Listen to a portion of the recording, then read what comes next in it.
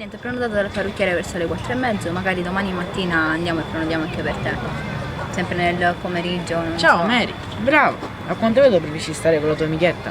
Ancora aspettavo la tua chiamata. Senti, sono stanca della tua assurda gelosia.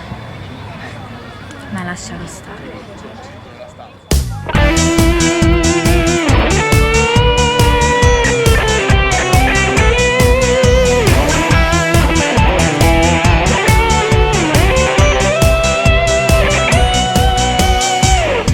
E ci troviamo un'altra volta qui, noi quasi a lieto fine per volere tuo,